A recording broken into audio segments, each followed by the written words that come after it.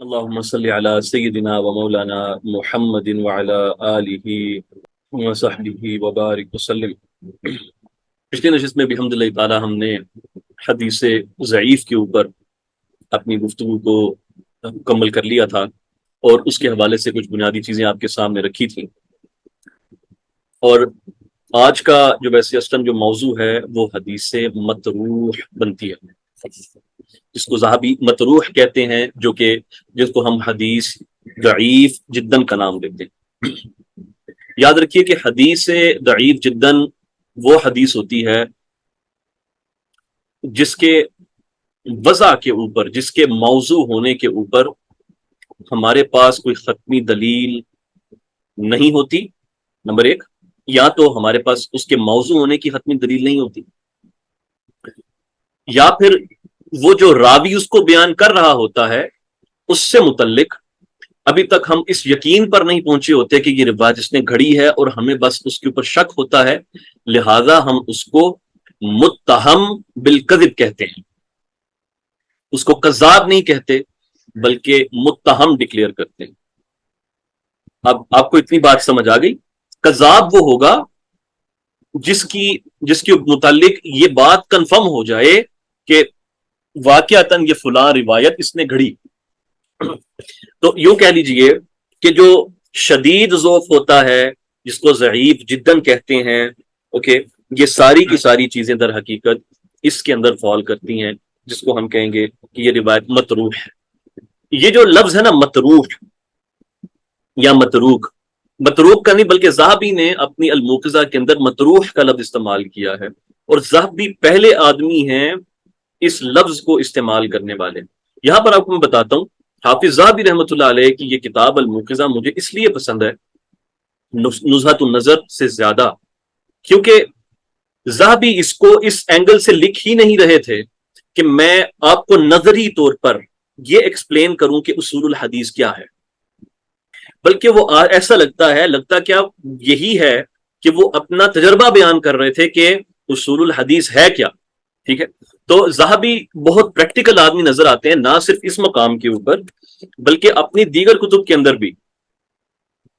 وہ آدمی اس کی کتب کی خوبی یہ ہے حافظ ذہبی کی، جو کہ مجھے بے حد پسند ہے، کہ وہ آدمی اپنے جذبات پہ کنٹرول نہیں کرتا۔ میں کیا بول رہا ہوں، وہ آدمی اپنے جذبات پہ کنٹرول نہیں کرتا، یعنی کچھ بات کرتے کرتے اگر اس کے ذہن میں کوئی جملہ آ جائے گا، کوئی بات آ جائے گی، کچھ بھی آ جائے گا، وہ لکھ دے گا۔ مثلا جب وہ حدیث حسن پر گفتگو کر رہے تھے تو انہوں نے جملہ لکھ دیا نا کہ وَأَنَا عَلَىٰ إِيَاسٍ مِّن ذَلِكَ، کہ میں تو بالکل نا امید ہوں اس چیز کے اوپر کہ تمہیں میں کوئی ایسا قاعدہ بتا دوں جس کے تحت یہ سارے کی ساری چیزیں کور ہو گئی۔ اوکے، یہی حال ان کی سیر و اعلام نبلاء کے اندر بھی ہے، یہی حال ان کا میزان الاعتدال کے اندر بھی ہے۔ تو یہ جو چیز ہے نا کہ دل میں جو چیز آ رہی ہے، جو چل رہی ہے، اس کو لے آنا، بیان کر دینا۔ اگر کوئی بڑی قداور شخصیت جو ہوتی ہے، جو ذہبی جیسے جو لوگ ہوتے ہیں، اگر وہ یہ کر دینا تو یہ گولڈ ہوتا ہے، گولڈ، بیکاز یہ آپ کو آئیڈیا دیتا ہے کہ اس کے مائنڈ میں کیا چل رہا تھا اس وقت۔ ابن حجر نہیں ایسا کرتے، ابن حجر بہت ایکیڈیمک رہتے ہیں، بات سمجھ آئی؟ وہ اوپن نہیں ہوتے، اپنی جو اندر ان کے چل رہا ہوتا ہے نا وہ نہیں کھولتے۔ ٹھیک ہے، ہو سکتا ہے کہ اچھی چیز ہو بھی، اچھی چیز ہوگی، ہم اس کا انکار نہیں کرتے، فائن، ہر ایک اپنی جو ہے نیچر ہوتی ہے، لیکن جو لطف آتا ہے نا، مثلا ذہبی رحمۃ اللہ علیہ کا ان کی نام سیر اعلام نبلاء میں عبیدہ سلیمانی، اس کا ترجمہ چیک کریں، عبیدہ یا عبیدہ جس کو آپ لکھتے ہیں، وہ اس میں ایک انہوں نے سبحان اللہ ایک روایت نقل کی۔ وہ کہتے ہیں کہ انہوں نے ذکر کیا کہ ہمارے پاس، وہ کہتے ہیں، عبیدہ کہتے ہیں، ان کو انس رضی اللہ عنہ نے فرمایا کہ ان کے پاس آقا دو جہاں صلی اللہ علیہ وسلم کا ایک منہ مبارک تھا۔ سو وہ جو سلمانی ہیں وہ کہتے ہیں کہ اگر وہ ہمارے پاس ہوتا تو وہ دنیا و ما فیہا سے زیادہ ہمیں پیارا ہوتا۔ یہ جملہ انہوں نے نقل کر دیا۔ اس کے بعد ذہبی کے اندر جو عشق ہے نا وہ بھڑک اٹھتا ہے۔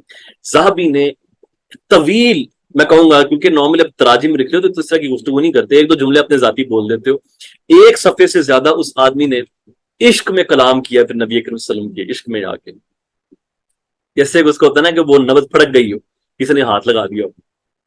منہ مبارک کو لے کے، اور وہ کہتا ہے کہ تجھے چاہیے کہ اگر یہ کیا کہتے ہیں، مجھے اگر دنیا بھی بیچنی پڑتی، سب کچھ بیچنا پڑتا، میں وہ بھی بیچ کے میں اس کہتا، بلکہ وہ کہتے ہیں کہ اے عاشق تجھے چاہیے کہ تو ہر چیز بیچ دے اور مدینے کا رخ کر۔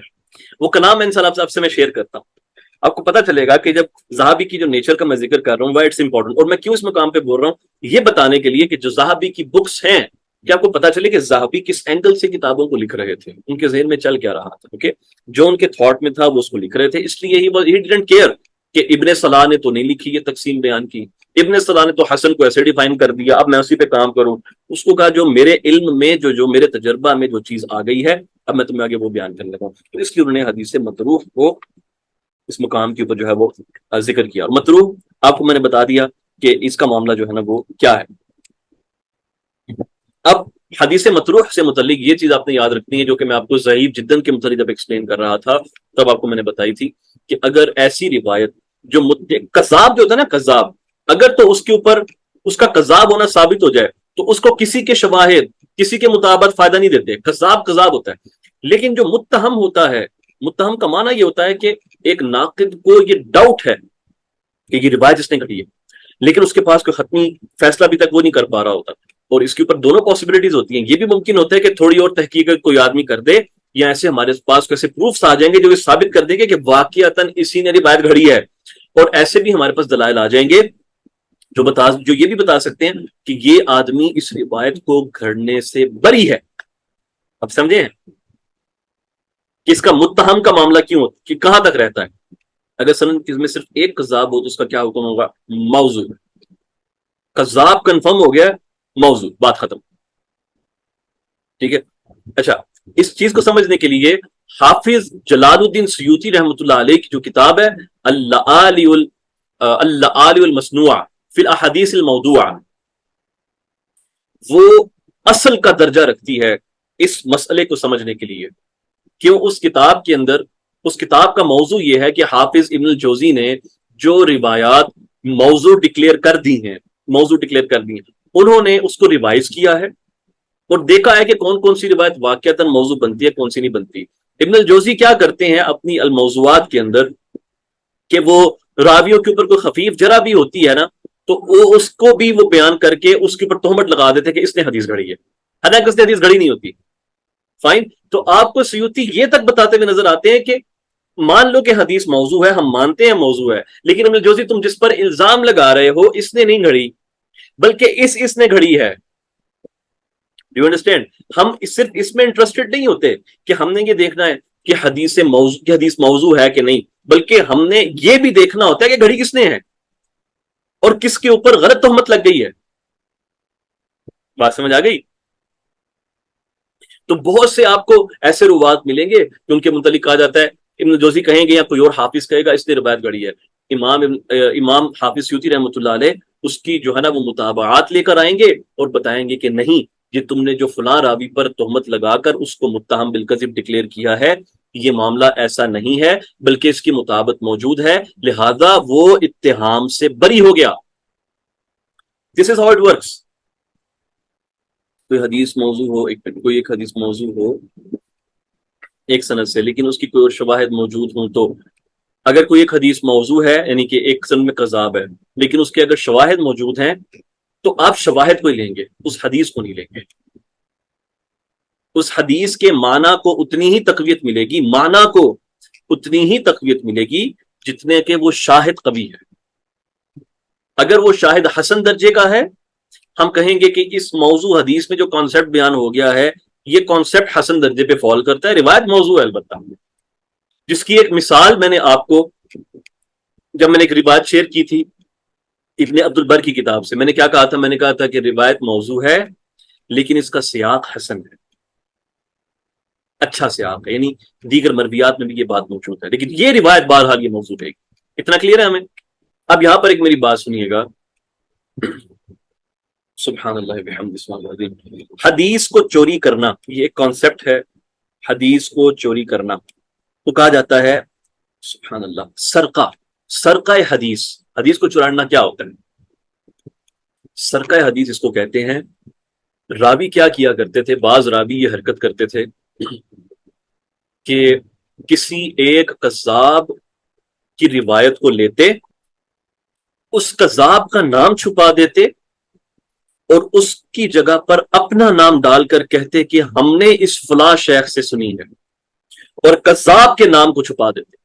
اس کو کہتے ہیں سرقہ کرنا۔ ایک یہ صرف قذاب تک محدود نہیں ہے، بلکہ یہ ثقات کی مرویات میں بھی رہتا ہے۔ اس سے ہوتا کیا تھا کہ جب روایتیں سننے والے کو یا عام عوام کو، پبلک کو اور عام علماء کو یہ لگتا کہ یہ ایک روایت تو اس کو تو قذاب بیان کرنے میں منفرد نہیں ہے، بلکہ اس کی تو بہت ساری احادیث ہیں، متعدد احادیث اس کی اسانید ہیں، متعدد اسانید ہیں اس کی، لہذا یہ روایت تعدد طرق کے اوپر جا کر یہ روایت کم سے کم حسن درجے کی ہو جاتی ہے۔ یہ حرکتیں کرتے تھے یہ لوگ جو حدیث کو چراتے تھے۔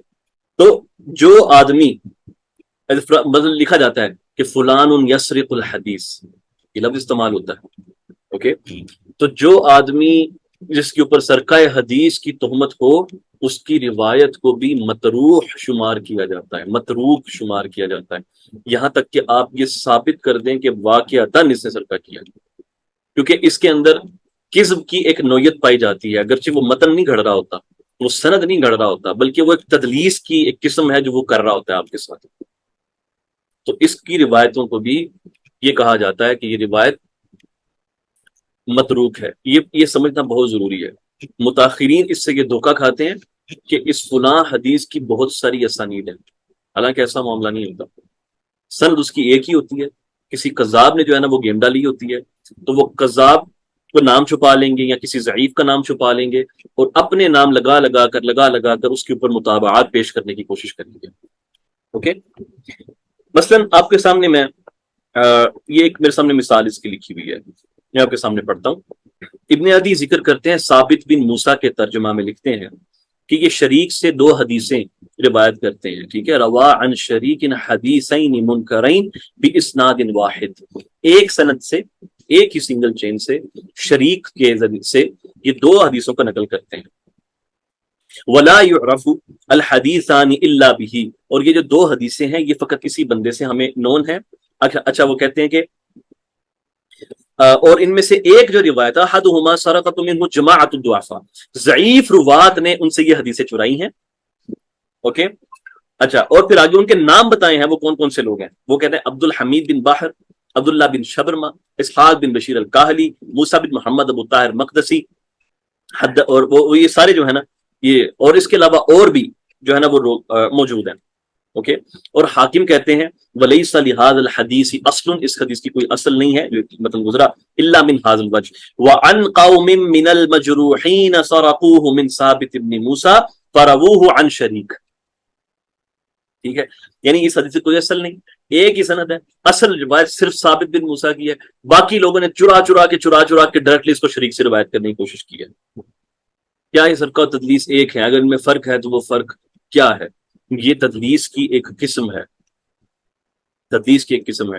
تدلیس کے اندر آپ ان دونوں میں فرق یوں کر سکتے ہیں کہ جو مدلس ہوتا ہے نا وہ قذاب کا نام نہیں چھپائے گا آپ سے، یعنی اگر قذاب اگر چھپا رہا ہے تو پھر تو بہت مجروح ہو جاتا ہے نا، فائن۔ تو یہ ایک اعتبار سے یہ ایک ہی چیز ہے، لیکن ان دونوں کے درمیان بہرحال یوں کہہ سکتے ہیں کہ تدلیس کی ایک قسم کے اندر یہ چیز بھی آ جاتی ہے، اوکے۔ تو آئی ہوپ کہ یہاں تک آپ کو جو متروک سے متعلق بات سمجھ آ گئی۔ ایسے کہ پھر حکم کیا ہوگا؟ متروک متہم، ہم اس کو متہم ڈکلیئر کرتے ہیں۔ چلیں، میں ابھی اس مقام کے اوپر نا میں ایک تھوڑا سا دو تین چیزیں ہیں آج میں شامل کرنا چاہتا ہوں۔ Why are not we seeing قذاب؟ اگر تو آپ کے پاس پروفس اسٹیبلش ہو گئے نا، انف، کافی پروفس ہو چکے ہیں، پھر آپ اس کو قذاب ڈکلیئر کر دیں گے اور قذاب کہہ کر کہیں گے کہ یہ حدیثوں کا چرایا کرتا تھا، اس طریقے سے آپ یہ کہہ سکتے ہیں۔ لیکن اگر آپ کے پاس پروفس انف نہیں ہیں، صرف آپ ریزننگ کے اوپر یا اپنی جو ہے نا انسائٹ کے اوپر، اپنی انٹیوشن کے اوپر آپ یہ ڈکلیئر کر رہے ہیں کہ یار ادھر یہ معاملہ جو ہے نا وہ پیش آیا ہے، تو پھر آپ اس کو کنفرم قذاب ڈکلیئر نہیں کر سکتے، بس یہ فرق ہے۔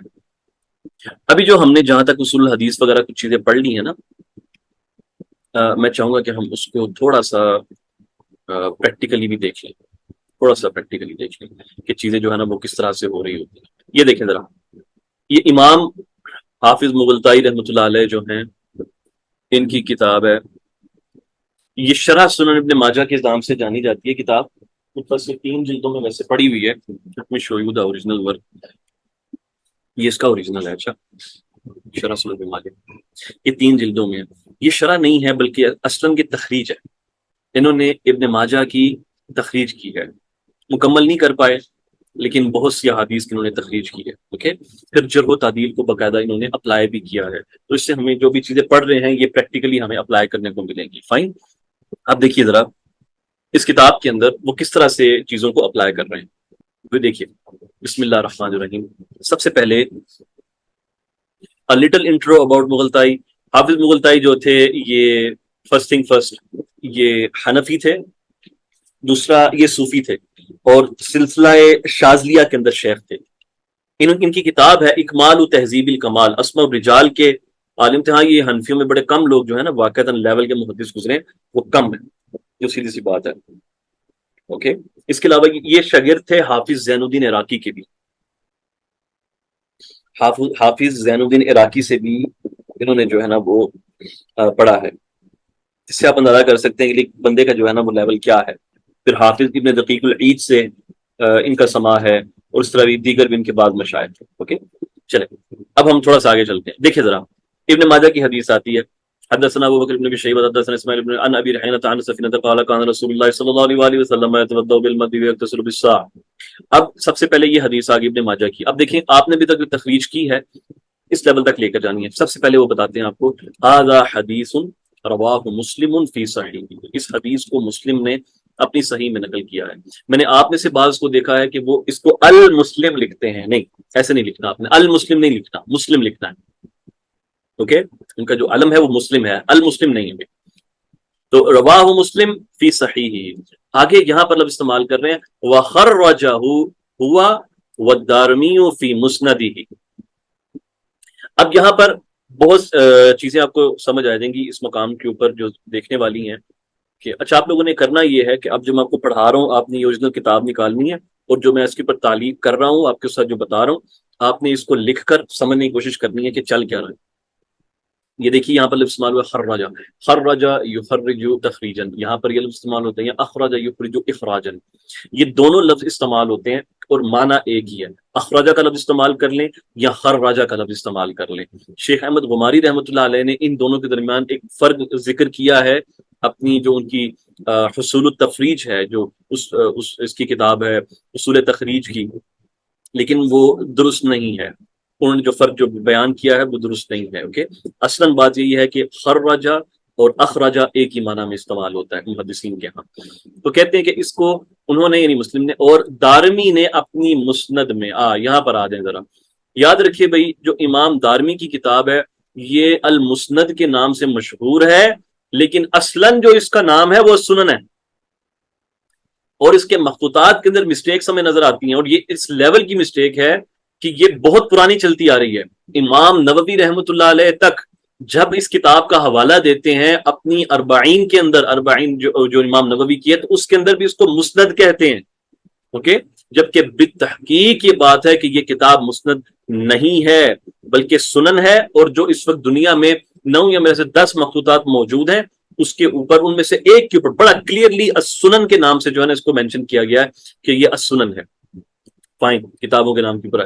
اچھا، کس سے نقل کیا؟ بسماع اسماعیل بن ابی رحینہ. اچھا، اب یہاں پر ہو کیا رہا ہے کہ یہ جو روایت ہے اس میں لفظ آ رہے ہیں ان ابی ریحانہ ان سفینہ. اب ان کے ساتھ سما کی تصریح نہیں ہے، یعنی ان کے اندر تو کوئی کلیئرٹی نہیں ملتی نا کہ انہوں نے سما کیا نہیں کیا.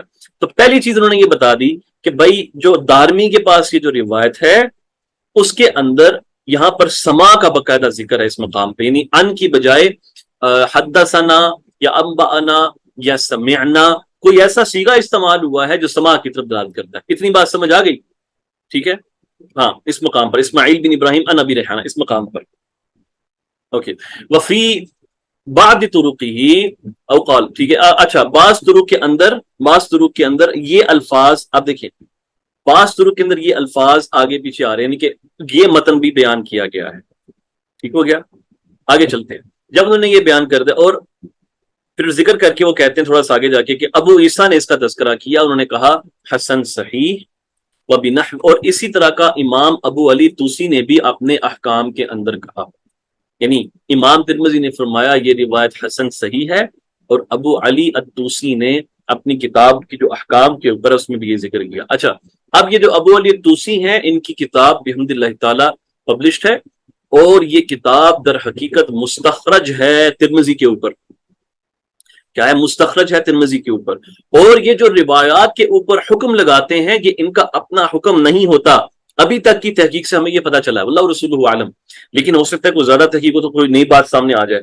ابھی تک ہمیں یہی پتا چلا ہے کہ ابو علی الطوسی جب حکم لگاتے ہیں تو وہ اصلاً ترمذی کا کلام ہی نقل کر دیتے ہیں، کیونکہ وہ اس پہ مستخرج لکھ رہے ہیں، فائن، اس لیے فرمایا کہ وَبِنَحْوِهِ قَالَهُ ابو علی الطوسی فی احکامہ، ٹھیک ہے۔ اب دیکھیں نا، علم تخریج کی کتابوں سے سیکھنے کا یہ فائدہ ہوتا ہے، کبھی ایک پیراگراف بھی ہم نے مکمل نہیں کیا اور کتنا سارا علم جو ہے وہ آگے پیچھے سے جمع ہو کے ایک جگہ آ رہا ہے، کدھر ہو کیا رہا ہے۔ اور اس سے آپ یہ بھی دیکھیں کہ جب ہم اس پوائنٹ پہ آ کے جب ان کتابوں کو پڑھ رہے ہوتے ہیں تو ہمارے ذہنوں میں کیا چیزیں چل رہی ہوتی ہیں، اس وقت ہم کس طرح اس کو دیکھتے ہیں کہ ہو کیا رہا ہے ادھر۔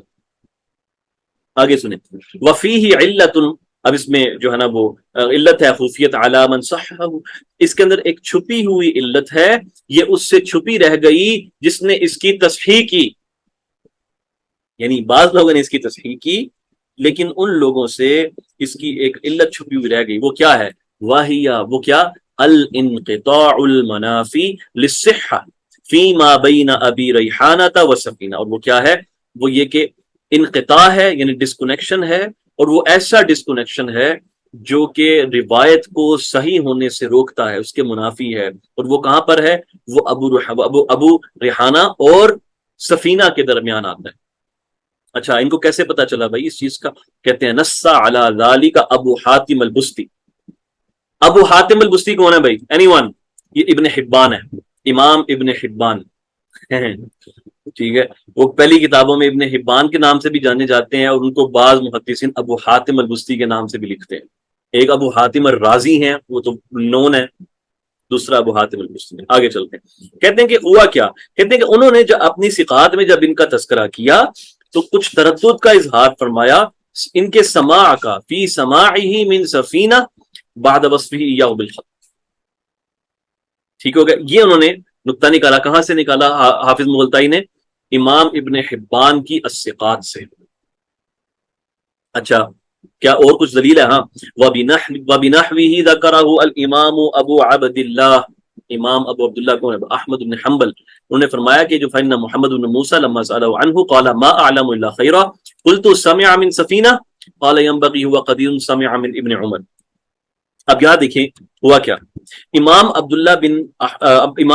احمد بن حنبل سے سوال کیا گیا کہ بھئی یہ جو محمد بن موسیٰ ہے، کیا ان کا جو ہے نا وہ ماں موجود ہے؟ بھائی محمد بن موسیٰ یہ ہے، ابو ریحانہ ہے، اچھا اس کا نام محمد بن موسیٰ ہے، یہ جو محمد بن موسیٰ ہے کیا اس کا سما موجود ہے؟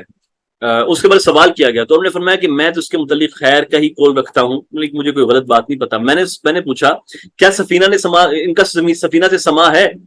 انہوں نے ڈائریکٹلی ہاں یا نہ میں جواب نہیں دیا، بلکہ ایک اندازہ پیش کیا ہے۔ اب یہاں پہ دیکھ رہے، ایک ہوتا ہے صراحتاً اس کا ہاں یا نہ میں جواب دے دینا، ایک ہوتا ہے اس کا اندازہ پیش کرنا۔ کہتے ہیں کہ بالکل ممکن ہے، ہو سکتا ہے انہوں نے کیا ہو، کیونکہ وہ ان کا ابن عمر سے سما ہے اور وہ قدیم السما آدمی ہے، جس کا اس طرح کے صحابی سے سما ہو سکتا ہے، تو وہ سفینہ سے اس کا سما کیوں نہیں ہوگا؟ اب یہ جو انہوں نے احمد بن حنبل کا جو کمنٹ ہے اس کے اوپر حافظ مغلطائی کیا کہتے ہیں؟ ٹھیک ہے، اچھا اس کے اوپر حافظ مغلطائی کہتے ہیں کہ فہذا، کیا کہتے ہیں؟ من ابی عبداللہ، یہ کیا ہے بھئی؟ یہ ظن اور حسبان ہے، یہ کوئی برہان، قطعی برہان یا کوئی دلیل ایسی کوئی چیز نہیں ہے۔ بات سمجھ آئی؟ حافظ مغلطائی نے ان کا یہ قول احمد بن حنبل کا قبول نہیں کیا۔ انہوں نے کہا کہ دلیل لے کر آؤ، یہ دلیل نہیں ہوتی کہ فلاں سے اس کا سما قدیم ہے تو آٹومیٹیکلی سفینہ سے بھی ہوگا، نو، ایسا نہیں، یہ صرف ایک تھاٹ ہے آپ کی، تھاٹ کبھی بھی دلیل نہیں ہوتی۔ اب آپ حافظ مغلطائی کے اوپر ڈنڈا لے کے اٹیک کر دیں، لیکن تم احمد بن حنبل کے سامنے ایسے کہہ رہے ہو، بھائی جب یہ علم میں جرح و تعدیل ہو رہی ہوتی ہے سارے برابر ہوتے ہیں، پھر بات سمجھ آ گئی؟ یہی اس علم کی خوبصورتی ہے۔ کہتے ہیں کہ دلیل کیا، کہتے ہیں بات یہ ہے کہ ایسا نہیں ہوتا کہ ولا کل من سمع من شخص ينبغي له السماع من قرینه، کہ ایسا تھوڑی ہوتا ہے کہ اگر کسی سے سماع ثابت ہے تو اسے لازم یہ آ جائے گا کہ اس کے جو ہم اثر جو لوگ ہیں اس سے بھی سماع اس کا ثابت ہوگا. دس از ناٹ دا کیس. پھر آگے وہ اس کو مزید الیبوریٹ کرتے ہیں مغلطائی. وہ کہتے ہیں مثلا آپ زہری کو دیکھ لیں، حادث زہری، کہ انہوں نے جماعت من الصحابہ سے سماع کیا ہوا ہے، جیسے ابن عمر ہو گئے، لیکن صحابہ سے سماع تو موجود ہے ان کا، لیکن بعض تابعین سے سماع نہیں ہے زہری کا، ان سے سماع نہیں ہے. آئیوا آگے کہتے ہیں والحسن سمع من علی و ابی عثمان ولم يسمع من توفى بعدهما بالنحو من 30 سنہ واللہ اعلم. واللہ اعلم. اب یہاں پر حسن سے مراد حسن بصری ہے. بات سمجھ آ گئی بھائی؟ حسن بصری ہے. تو حسن بصری کا کیا مولا علیہ السلام سے سماع ہے یا نہیں ہے؟ مغلطائی اس کی تائید کرتے ہیں. وہ اس مسلک کے ساتھ تھے کہ حسن بصری کا سماع موجود ہے، ثابت ہے امام علی علیہ السلام سے. اوکے، تو انہوں نے کہا کہ لیکن کہ ان لوگوں سے سماع نہیں ہے ان کا کہ جو ان سے 30 سال بعد جا کر فوت ہوئے. تو اس طرح وہ چند ایک اور ایگزامپل جو ہیں وہ آپ کے سامنے مختلف روایتوں سے پڑھتے ہیں. منکرین کون ہے؟ وہ حفاظ کی اکثریت منکر ہے اس کی. حفاظ کی اکثریت نہیں مانتی کہ حسن بصری کا مولا علی سے سماع ہے. اور صوفیہ کرام کا تو ایک چوتھائی مدار ہی ان کا اس سند کے اوپر ہے. چوتھائی اس لیے بولا کیونکہ 3 سندیں اور ہیں جو صوفیہ کی امام علی تک. یہ بہت ہیوی ڈیبیٹ ہے.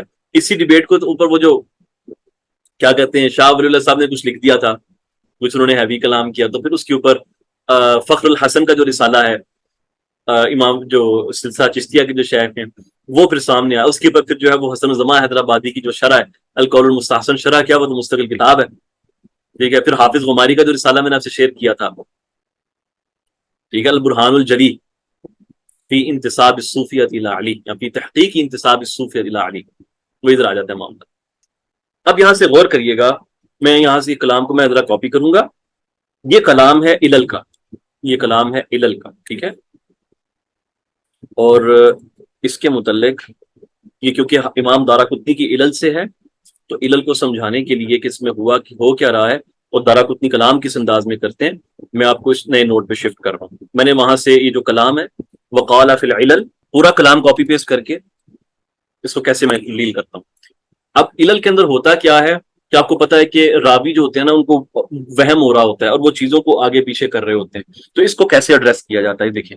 کہتے ہیں کہ علل کے اندر دارقطنی کہتے ہیں کہ یہ ایک روایت ہے، اس کو قتادہ سے دستوائی نے ابن عروہ عمران القطان اور ایک جماعت نے اور ابن زبیر وغیرہ نقل کیا، اور یہ کہا گیا کہ ان شعبہ کلہم ان قتادہ، کہ یہ جو روایت ہے یہ شعبہ نقل کرتے ہیں ان سب سے اور وہ قتادہ سے نقل کرتے ہیں. ٹھیک ہے نا، ان شعبہ ان قتادہ شعبہ. اور آگے فرماتے ہیں کہ اس کی مختلف اسانید جو ہے نا وہ ہمارے سامنے آتی ہے.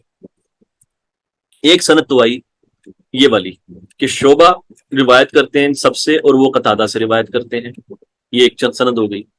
دوسرا بعض راویوں نے کہا کہ ان شعبہ، یہ آئی تھنک یہاں پہ مس پرنٹ ہے، ان قتادہ یہ ہے اصل، ٹھیک ہے. یہ کہا گیا کہ شعبہ روایت کرتے ہیں ان سب سے اور یہ سارے کے سارے روایت کرتے ہیں جناب قتادہ سے. فائن، ایک روایت یہ ہو گئی. بعضوں نے کہا کہ یہ عمر بن عامر روایت کرتے ہیں قتادہ سے اور وہ ابن مسیب سے، وہ عائشہ سے. اوکے. ایک حماد بن سلمہ کہتے ہیں کہ یہ قتادہ روایت کرتے ہیں معاذہ سے اور وہ سیدہ عائشہ سے، یعنی ان دونوں میں اختلاف آ رہا ہے. یہ کہتے ہیں ابن مسیب کی روایت ہے، کون؟ عمر بن عامر. اور حماد بن سلمہ کہتے ہیں کہ نہیں بلکہ قتادہ نے یہ روایت معاذہ سے سنی ہے اور وہ سے نقل کرتے ہیں. جو شیبان ہے، شیبان اس روایت سے متعلقہ کہتے ہیں کہ یہ ان قتادہ ان الحسن ان امہ ان عائشہ، یہاں پر حسن بصری مراد ہیں. قال شیبان ان قتادہ، اب ایک اور سند آ گئی. اور بعضوں نے کہا کہ اچھا کہتے ہیں اس میں سب سے صحیح قول وہ ہے کہ جو من قال قتادہ عن صفیہ، جو قتادہ عن صفیہ کی روایت ہے، تو بنیادی طور پہ ان وقیل ان شعبہ ان قتادہ، یہ شعبہ نہیں تھا بلکہ ان صفیہ تھا اس مقام کے اوپر، تو وہ آئی تھنک مس پرنٹ ہوا ہے تو اس کی وجہ سے. ہاں، تو وہ کہتے ہیں کہ مختلف راویوں نے اس کو بیان کیا ہے. کسی نے قتادہ یعنی قتادہ کے بعد اختلاف ہو گیا کہ قتادہ نے یہ روایت کس سے سنی ہے، حسن سے سنی ہے معاذہ سے سنی ہے، ابن مسیب سے سنی ہے، یا صفیہ سے سنی ہے. اور کہتے ہیں کہ ان سب کے اندر جو صحیح ترین قول ہے وہ یہ ہے کہ قتادہ نے اصلاً یہ روایت صفیہ سے سنی. اور یہ کس نے نقل کی؟ کہتے ہیں اس کو ابو حسین نے، ابراہیم بن المہاجر نے، ان سب نے عن صفیہ کہہ کے نقل کیا. اوکے، قال وهو غریب بهذا الاسناد. آپ کو اتنا تھوڑا سا آئیڈیا ہو رہا ہے، میں یہ نہیں کہوں گا کہ پوری 100% بات سمجھ آ گئی ہے، اتنا تھوڑا سا آئیڈیا ہو رہا ہے کہ علل کی دنیا میں چل کیا رہا ہوتا ہے. آپ یہ نہیں کہہ رہے یہ ساری کی ساری اسانید درست ہیں، آپ یہ نہیں کہہ رہے، آپ یہ نہیں کہہ رہے کہ اس کو جو ہے نا قتادہ نے ابن مسیب سے بھی، معاذہ سے بھی، حسن سے بھی، سب سے سنا. آپ یہ بھی نہیں بول رہے. آپ یہ دیکھتے ہو کہ ان میں سے اسٹرانگیسٹ نریٹر کون سا ہے؟ شعبہ ان میں سب سے زیادہ اسٹرانگ ہے، اور شعبہ یہ بات کر رہا ہے کہ یہ روایت اصلاً قتادہ عن صفیہ سے آتی ہے، لہٰذا آپ اس کو قبول کرو گے. آپ کو میں نے تھوڑا سا گلمس دیا ہے کہ اس پورے معاملے کے اندر جو تعلیل کے جو معاملات ہوتے ہیں کس طرح سے یہ چل رہے ہوتے ہیں. How can we understand which Ravi is stronger than others. آپ کو طبقات الحفاظ کا علم ہونا چاہیے، آپ کو ان کے اسم و رجال کی ڈیٹیل پتہ ہونی چاہیے، آپ کو پتا ہو کہ ان کے اندر حفظ میں کون سب سے زیادہ جو ہے نا وہ اوثق ہے. یہ بہت ساری چیزیں ہوتی ہیں جس کے ذریعے آپ کو پتہ چلتا ہے کہ کس کی روایت صحیح ہے. ہمیشہ ایسا نہیں ہوتا، ایسا نہیں ہوتا کہ اگر 3 لوگ ایک بات کر رہے ہیں، ایک بندہ ایک بات کر رہا ہے تو آپ کہیں گے نہیں جو 3 لوگ ہیں یہ ٹھیک کہہ رہے ہیں، ایک سے غلطی ہو گئی ہے. امام دارقطنی کے علل میں ایسی بہت سی اگزامپلز موجود ہیں جس کے اندر ایک حافظ کی مخالفت کی جا رہی ہوتی ہے، 2-3 نان حافظ کر رہے ہوتے ہیں، نان حافظ. تو وہ جو حافظ نہیں ہوتے ان کا قول نہیں لیتے، بلکہ اس ایک کی بات کو دوسروں پر فوقیت دیتے ہیں. کبھی ایسا ہوتا ہے کہ کثرت عدد کو کثرت کو دیکھا جاتا ہے، جہاں پر زیادہ راوی جا رہے ہوں کبھی اس کی جو ہے نا وہ بیان کی جاتی ہے، اس کو فوقیت دی جاتی ہے یا اس کو ترجیح دی جاتی ہے. یہ معاملہ اس طرح سے ہوتا ہے. اچھا، اب ایک اور مسئلہ ہے. اب اپنی تخریج کو اب آپ نے ایک اگلے سٹیپ پر لے کے جانا ہے. ابھی آپ نے کرنا یہ ہے، تخریج کا اگلا طریقہ سیکھیں میرے دوستوں. تخریج کا اگلا طریقہ یہ ہے کہ اگر آپ کو مضمون معلوم ہو، اب آپ اس چیز کو بھول جائیں کہ آپ کو حدیث کا ٹکڑا معلوم ہے یا آپ کو سبحان اللہ صحابی کا نام معلوم ہے، اس کو بھول جائیں. اب ہم اگلا سٹیپ یہ ہے کہ اگر آپ کو حدیث کا مضمون معلوم ہے تو اس کے ذریعے آپ روایت کو کیسے تلاش کریں گے.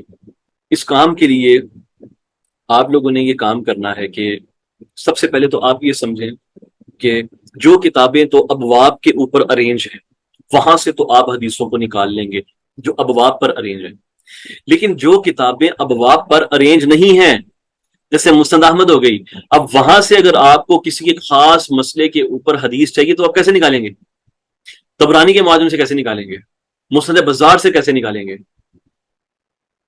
ٹھیک ہے، اس کے اوپر کچھ کتابیں لکھی گئی ہیں.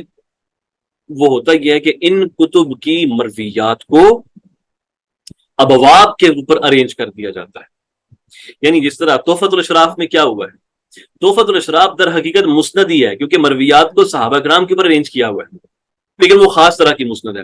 تو ابواب کی کتب کو مسند میں کنورٹ کر دیا. اس کا ریورس بھی پاسبل ہے کہ ہم مسانید کو جوامع اور سنن کے اندر کنورٹ کر دیتے ہیں. اب اس کی مثال میں آپ کو دیتا ہوں. ایک زوائد کا لٹریچر لکھا گیا، پہلے میں آپ کو زوائد سمجھاتا ہوں. زوائد کیا ہوتا ہے؟ زوائد ان احادیث کو کہتے ہیں کہ جو آپ کو یہ کتاب پکڑ لیں، اس کتاب کے میں جو حدیثیں ہیں اس کو نکال کے باقی جو بچ جائیں گی اس کو زوائد کہیں گے. مثلا میں کہتا ہوں کہ میں سنن ابو داود سے صحیحین پر زوائد لکھ رہا ہوں. اس کا معنی یہ ہوگا کہ میں سنن ابو داود سے ساری وہ حدیثیں مائنس کر دوں گا جو صحیحین میں موجود ہیں، باقی جو بچ جائے گا وہ سنن ابو داود کے زوائد ہوں گے. اسی طرح سبحان اللہ اگر ترمذی وغیرہ یہ ساری کتب ہو گئی. اب امام حیثمی رحمۃ اللہ علیہ اس معاملے میں بڑے مشہور ہیں.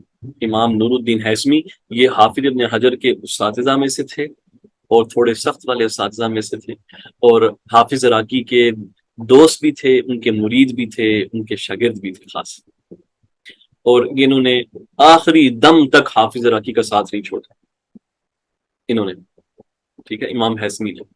میں نے سخت اس لیے بولا، ان کی کتاب ہے مجمع الزوائد و منبع الفوائد، اس کی میں گفتگو کرنے لگا. اس کے اندر نا کچھ کیا بہت سارے اوہام ہوئے ہیں حیثمی کو. الحمدللہ کافی ساری تحقیق اس کے اوپر ہو گئی ہے، کتابیں پبلش ہو چکی ہیں، لیکن حافظ ابن حجر ناقد قسم کا آدمی تھا، اس کے ہاتھ میں جو آتا تھا اس کو رگڑ دیتا پکڑ کے. تو انہوں نے کیا کیا کہ مجموع الزوائد کے اندر جو ہیثمی سے اوہام ہوئے، ہیثمی بھی حیات تھے، ان کی حیات میں اس نے جو ہے نا اس کا تتبع شروع کر دیا، لکھنا شروع کر دیا. ہیثمی کو پتہ چلا نا، اس نے غصہ کیا اس کے اوپر تو پھر اس کے بعد انہوں نے کام تک کر دیا، نہیں کیا، آؤٹ آف ریسپیکٹ. اچھا، امام ہیثمی نے کیا کیا کہ مختلف زوائد کی کتب پروڈیوس کی. مثلا سب سے پہلے انہوں نے مسند بزار لی، مسند بزار کے زوائد یہ رکھے ہوئے ہیں میرے پاس 4، یہ دیکھیں، یہ کتاب لکھی کشف الاسطار عن زوائد البزار، عن زوائد البزار. یہ کتب، اب یہ زوائد کس پر ہیں؟ کتب ستہ پر، بخاری، مسلم، ابو داؤد، ترمذی، نسائی، ابن ماجہ. جو روایت مسند بزار میں ایسی روایت ہے کہ جو ان 6 کتابوں میں موجود نہیں ہے، ہیثمی نے ان کو الگ کر دیا. نہ صرف الگ کیا بلکہ ابواب بندی کر کے الگ کیا. اس سے کیا ہوا؟ وہ پوری مستند ارینج ہو کے آ گئی ہے ابواب کے اندر. اب مثلا باب خروج النساء الى المسجد، یہ باب ہے، اس کے اندر 2 حدیثیں نقل کی ہیں. اب ایک حدیث زید بن خالد کی ہے رضی اللہ تعالیٰ عنہ، ایک حدیث انس بن مالک کی ہے رضی اللہ تعالیٰ عنہ. اب مسند بازار میں یہ بہت جو ہے نا وہ دور دور آپ کو ملیں گی نریشنز، لیکن یہاں پر ایک جگہ آپ کو یہ جمع ہو کر یہ حدیثیں مل گئی. تو اگر آپ کو مسند بازار سے کوئی حدیث ڈھونڈنی ہو اور آپ کو حدیث کا موضوع پتا ہے، موضوع پتا ہے حدیث کا، لیکن محل نہیں پتا کہ ملے گی کہاں پر، تو آپ آئیں گے اس کتاب میں کشف الاسطار میں. یہاں سے آپ اس کی اب باب میں جا کے وہ حدیث دیکھیں گے، صحابی کا نام مل جائے گا، تو پھر آپ مسند بازار میں جا کے اوریجنل روایت نکال لیں. ٹھیک ہے، no he didn't mention the narration of 6 books، بلکہ جو اس کتاب میں ہیں بس اس کو تو نکال دیا. اچھا، پھر یہ یہاں تک رکے نہیں، بلکہ پھر انہوں نے امام طبرانی رحمۃ اللہ علیہ کی جو معجم ہے، ان کی تینوں معاجم کے اوپر پھر انہوں نے زوائد لکھے. اور یہ چھوٹا کام تو نہیں نا، تینوں معاجم کے اوپر زوائد لکھ دینا. تو ایک کتاب جو معجم کبیر ہے، یہ زوائد ایسے اس کے الگ سے اویلیبل نہیں ہے. کیا صرف کتب ستہ مائنس ہوں گے؟ کتب ستہ مائنس ہوگی اس کے اندر. جو ہیثمی کا کام ہے اس میں کتب ستہ مائنس ہوتی ہیں.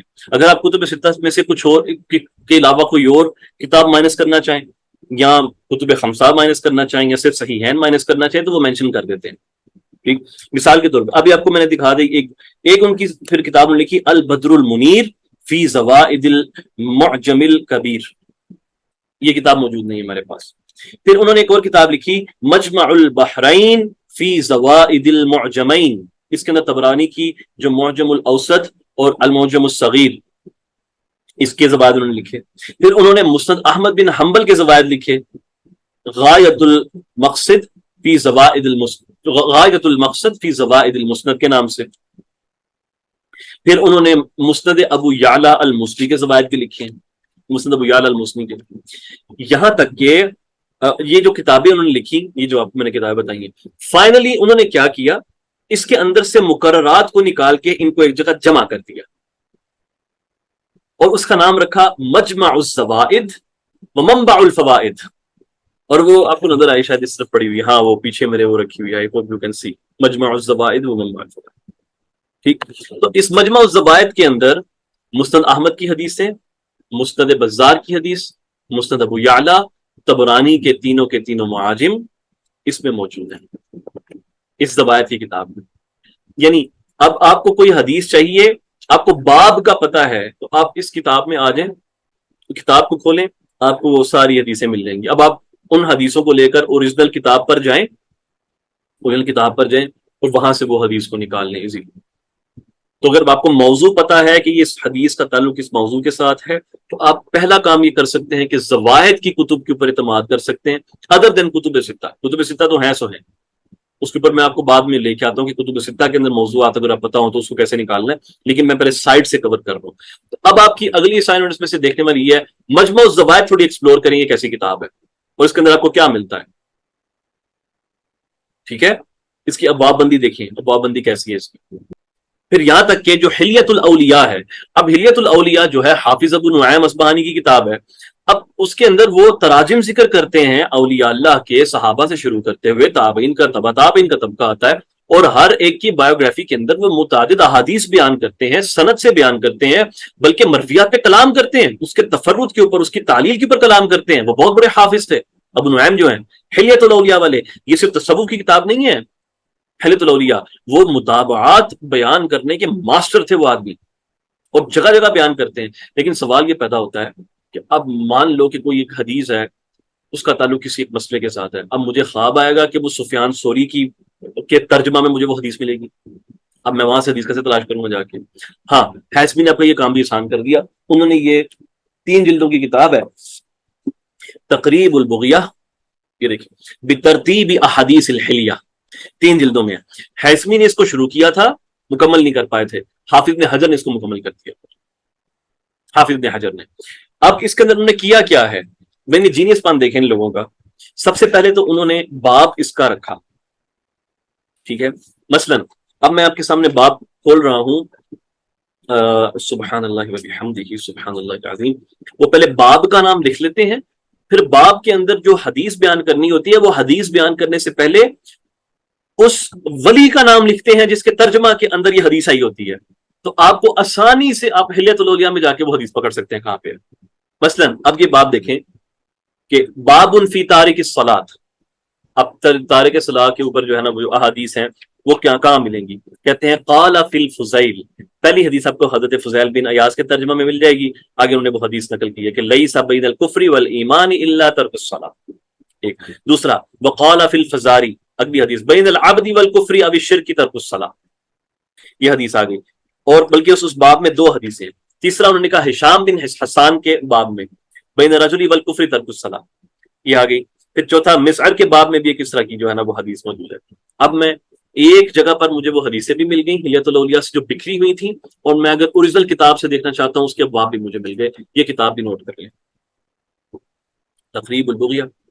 پھر ایک اور کتاب ہے جامع الاصول، جامع الاصول، جامع الاصول فی احادیث رسول، یہ ہے جامع الاصول ابن الاسیر کی کتاب، امام ابن اسیر کی کتاب ہے۔ اس کے اندر انہوں نے کتب ستہ، لیکن ستہ سے مراد ابن ماجہ کی بجائے موطا امام مالک ہے، اس کو ابواب پہ ارینج کر دیا ہے۔ یہ میں آپ کے سامنے کتاب کھولی ہے ابھی۔ اب سبحان اللہ بڑی عجیب سی بدیع قسم کی جو ہے نا ان کی، جی وہی ابن سے جزری ہی ہیں، محمد بن محمد بن محمد، وہی ہے۔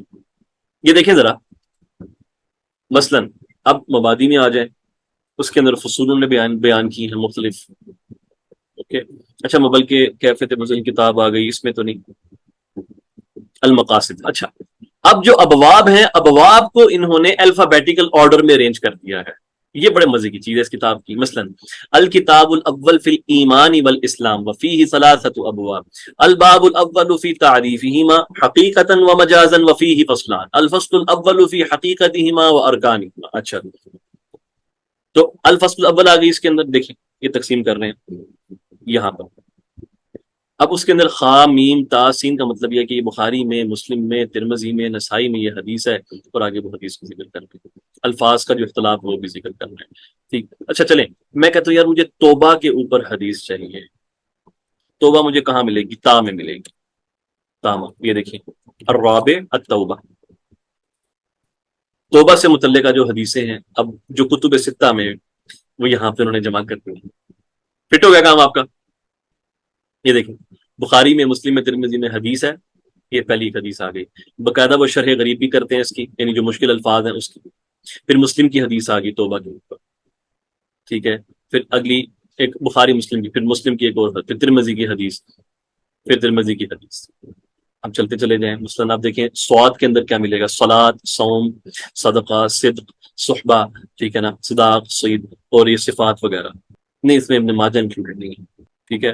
لام میں دیکھیں اب لباس کے اندر احادیث جو آ گئی اس کی، تو آئی ہوپ کہ آپ نے یہ ورک بھی اب ایکسپلور کر لینا ہے، خود سے دیکھنا ہے، ٹھیک ہے، میں صرف آپ کو کتابیں بتا رہا ہوں یار، کون کون سی کتابیں آپ نے دیکھنی ہے۔ تو اچھا، اب آپ دیکھیں اگر آپ کے پاس جامع الاصول ہو اور جامع الاصول کے ساتھ آپ کمبائن کر لیں، جامع الاصول کے ساتھ آپ کمبائن کر لیں مجمع الزوائد، تو کتنی اہم کتابیں کور ہوگی نا اب آپ کے اوپر، 6 کتابیں تو وہ ہوگی، ابن ماجہ کو نکال 6 کتابیں یہ ہوگی، اور اس کے ساتھ آپ کی جو ہے نا وہ مسند احمد ہو گئی، مسند بزار ہوگی، مسند ابو یعلا ہو گئی، طبرانی کے 1 2 3 معاجم ہو گئے، وچ مینس 11 کتابیں آپ کی یہاں پر کور ہو گئی ہیں کہ ان کے ابواب کے اوپر آپ احادیث کو تلاش کر سکتے ہیں۔ پھر ایک اللہ کا بندہ آیا اور اس نے بڑا عجیب و غریب سا کام کیا۔ اس نے کیا کیا کہ مجمع الزوائد اور یہ جو جامع الاصول ہے نا اس کے مقررات کو نکال کے اسانید کو حذف کر کے اس کو کمبائن کر دیا۔ یہ لوگ اسی کام میں لگے ہوئے تھے، ٹھیک ہے۔ کتاب ویسے چھوٹی ہے، زیادہ لمبی موٹی کتاب نہیں، یہ کتاب ہے جمع الفوائد من جامع الاصول و مجمع الزوائد، ٹھیک ہے۔ یہ شیخ ہیں امام محمد بن سلیمان المغربی، 1094 ہجری میں ان کا وصال۔ شیخ غماری کہتے ہیں کہ مجھے اس کتاب نے کوئی زیادہ فائدہ نہیں دیا ہے، ہمیں فضول سی کتاب اس بندے نے لکھ دی ہے، اور جب کہ اصل موجود ہے تو ضرورت نہیں ہے۔ ویل آئی ڈونٹ ایگری، مجھے بہت فائدہ دیا اس کتاب نے۔ اچھا، ایک کام اس بندے نے غلط کر دیا جو اس کو نہیں کرنا چاہیے تھا۔ انہوں نے کہا کہ مگر میں متروک اور کذاب لوگوں کی جو روایتیں ہیں میں وہ درج نہیں کروں گا، جبکہ ہیثمی نے یہ شرط نہیں لگائی تھی۔ ہیثمی نے کذاب اور اگر موضوع روایات بھی آتی ہیں تو وہ بھی نقل کر کے کمنٹ کر دیا کہ بھائی یہ روایت جو ہے نا وہ اس کے اندر کذاب ہے، لیکن اس سے حذف نہیں کیا کتاب سے۔ یہ خوبصورتی ہے مجموع الزوائد کی، جس کی وجہ سے آج تک وہ کتاب ہماری آنکھوں کی ٹھنڈک ہے، ٹھیک ہے۔ It's none of your business کہ تم یہ کہو میرے نزدیک جو موضوع روایت ہوگی میں وہ نکال دوں گا، باقی جو ہے نا وہ میں نقل کر، نہیں آپ لکھ دو۔ محدثین جو دوسرے ہیں ان کو بھی تو تھوڑا سا کرنے دو نا کام۔ بس اس کتاب کی یہ خامی ہے کہ جو ان کی نظر میں جو متروک روایات تھی جس کے اندر کوئی کذاب راوی تھا وہ انہیں ترک کر دی۔ اس کے علاوہ انہوں نے ساری زبردست یہ کام کر دیا کہ جمع کر دیا۔ ہاں ایک اور چیز یہ کہ انہوں نے تخریج اس کی بڑی چھوٹی کر دی، یعنی صحابی کا نام ہے، صحابی کے نام کے بعد اگر وہ کتب ستہ میں مثلا روایت آتی ہے بس لکھتی ہے ترمذی کی روایت ہے، ابو داؤد کی روایت ہے، یا بخاری مسلم میں آ گئی ہے، اور اس کی آگے پھر ڈیٹیل میں نہیں جاتے۔ حالانکہ بہتر یہ تھا جس طرح امام ہیثمی کرتے ہیں، ایک روایت اگر ان کو سارے زوائد میں مل گئی ہے تو وہ سب کا نام لکھتے ہیں، رواہ احمد والطبرانی والفلاں والفلاں والفلاں۔ لیکن اس کا فائدہ یہ بھی تو ہے کہ اس میں موضوع حدیث نہیں نا، مسئلہ یہ کہ اس میں موضوع حدیث نہیں ان کے مطابق ہے۔ ہو سکتا ہے میں پڑھوں تو مجھے اس میں موضوع حدیث سے مل جائے، بس سمجھ آئی۔ مسئلہ یہ نہیں ہے کہ موضوع کو نہ کر، مسئلہ یہ ہو رہا ہے کہ وہ ان روایات کو ترک نہیں کریں، روایات کو آپ ترک نہیں کریں۔ جو کام آپ زوائد لکھ رہے ہیں مکمل زوائد لکھیں اس کے، یا تو آپ کہہ دیں کہ منعقد کا کام بھی کر رہا ہوں ساتھ ساتھ اس کے اندر، اور میرا یہ منہج ہے روایات کی تصحیح و تضعیف کا، تاکہ ہم آپ کے منہج سے واضح کر لیں کہ آپ نے کس کس کو لیا کس کو ترک کر دیا۔ منہج بھی واضح نہیں ہے ہمیں کہ کیا ہوا اس کے اندر، فائن۔ لیکن پھر بھی بہت شاندار کتاب ہے، اللہ پاک ان کو جزائے خیر دے کہ انہوں نے بہت ساری مرویات کو جمع کر دیا۔ جمع الفوائد نام لکھے اس کا، من جامع الاصول و مجمع الزوائد، تو یہ 2 بکس کو انہوں نے اس کے اندر کمبائن کر دیا۔ اس کے علاوہ ایک اور بک ہے، میں آپ کو وہ بھی دکھاتا ہوں۔ کچھ امالی کی کتابیں ہوتی ہیں، امالی ہیں، اجزائے حدیثی ہوتے ہیں۔ بائی دا وے جز اس کتاب کو کہا جاتا ہے جز جو تقریباً 10 صفحات کے اوپر مشتمل ہوتی ہے، اور A4 سائز کے جو پیپر ہوتے ہیں نا اس کے اوپر 10 منیمم اس کے ہوتے ہیں، 10 سے کم بھی ہو سکتے ہیں لیکن زیادہ تر 10 ہوتے ہیں، اتنے دیکھے گئے، اور یہ 100 سے کم رہتے ہیں، اس کو جز کہتے ہیں۔ جز کے اندر کچھ اجزاء میں 4 حدیثیں، 3 حدیثیں، 10 حدیثیں، 100 حدیثیں، مختلف اجزاء ہیں، مختلف بہت سارے۔ ایک میرے پاس یہ کتاب ہے، اس کا نام ہے الایماء الی زوائد الامالی والاجزاء۔ اس کے اندر امالی کی کتابیں، فوائد کی کتابیں، معاجم کی کتابیں، مشیاخات کی بہت سی کتابیں، اس کے زوائد جمع کیے گئے ہیں، لیکن یہ زوائد کتب ستہ، موطا امام مالک اور مسند احمد بن حنبل کے اوپر ہے۔ یہ بات سمجھ آئی؟ یعنی کہ جو ان 8 کتابوں میں جو روایت نہیں ہے اور ان میں سے کسی کتاب میں آ رہی ہے، یہ بندہ اس کو ذکر کرتا ہے۔ اور اس کے اندر انہوں نے کتنے امالی اور یہ کتنی چھوٹی چھوٹی کتابیں ہیں، 346 بکس ہیں جہاں سے اس نے زوائد کو جمع کیا ہے، اور یہ کتنی جلدوں میں؟ 8 جلدوں میں پڑا ہوا ہے یہ کام، 8 جلدوں کے اندر ہے۔ الایماء الی زوائد الامالی والاجزاء۔ اوکے، اس کی اکثر و بیشتر مرویات جو ہوتی ہیں نا وہ فائدہ ہوتی ہیں، یعنی ضعیف ہوتی ہیں، ان میں کچھ وہم ہوتا ہے، کچھ علت ہوتی ہے، اکثر و بیشتر مرویات. لیکن جب ہم روایات پہ نقد کر رہے ہوتے ہیں، وی کی ناٹ مس اینی تھنگ، ہمیں سب جمع کرنا ہوتا ہے ایک جگہ جگہ کے اوپر. چلیں، اب آپ کو میں نے جتنی کتابوں کے نام بتائے ہیں، اب آپ کے اوپر فرض ہے کہ تھوڑی سی محنت کریں، ان کتابوں کو کھول کے اپنی آنکھوں سے پڑھیں کیا ہے اس کے اندر لکھا ہوا. یہ نہیں کہہ رہا کور ٹو کور پڑھیں، کچھ صفحات پڑھیں، ان کے مقدمات کو دیکھیں، فہارس کو لازمی دیکھیں کہ کتاب کس طرح سے ارینجڈ ہے. ٹھیک ہے. اچھا، جب آپ اس کو دیکھیں گے تو اس کو تخریج میں آپ کیسے لیں گے؟ تخریج کا طریقہ بالکل وہی رہے گا، یعنی آپ کو سند آپ کے سامنے موجود ہوگی، سند دیکھ کے پتہ چل جائے گا کہ یہ سند الگ ہے یا کسی اس راوی کے ساتھ مل رہی ہے جو آلریڈی سند کے اندر موجود ہے. ٹھیک ہے. مثلا اگر یہاں سے آپ کو کوئی روایت ملتی ہے، یہاں پر لکھا ہوا ہے، چلے مثلا منتخب ہے غرائب مالک کی، آپ لکھ دیں گے اس کو کہ اس کو جو ہے نا ابو بکر بن المقری نے نقل کیا ہے منتخب فی غرائب من غرائب مالک کے اندر، اور آگے اس کی سند ذکر کر دیں گے. بالکل وہی طریقہ رہے گا، کچھ بھی اور اس میں چینج نہیں آئے گی. اس کو دیکھیں، تلاش کریں چیزوں کو، انشاءاللہ مزید آپ کو یہ چیز آہستہ آہستہ اور بہتر طریقے سے سمجھ آنا شروع ہو جائے گی اس کے اندر کیا ہے. بس یہ ہے کہ یہ کتابیں ہیں نا، تو اس میں کتابوں کی معرفت بہت زیادہ ہے. شاید میں نے پہلے بھی یہ بات کی تھی کہ اس علم کا انحصار ہی کتابوں کی معرفت کے اوپر ہے. اس علم کا انحصار ہی کتابوں کی معرفت کے اوپر ہے. اتنی زیادہ کتابیں آپ کو پتہ ہیں، آپ کے علم میں ہیں کہ اس کا کنٹینٹ کیا ہے کیا نہیں ہے، آپ حفظ میں بھی اتنے بڑے ہوتے چلے جاتے ہیں، آپ حدیث کے ماسٹر بھی اتنے بڑے ہوتے چلے جاتے ہیں، آپ کی وسعت اتنی بڑھ جاتی ہے کہ اس میں کیا لکھا ہوا ہے اور مجھے کیا کرنا ہے. بارک اللہ فیک. چلیں آج اس کو اسی مقام پہ روکتے ہیں، پھر انشاءاللہ ہم اپنی اگلی نشست کو جاری رکھیں گے. دعاؤں کی گزارش ہے آپ سب سے، دعاؤں کی گزارش ہے. السلام علیکم ورحمۃ اللہ وبرکاتہ.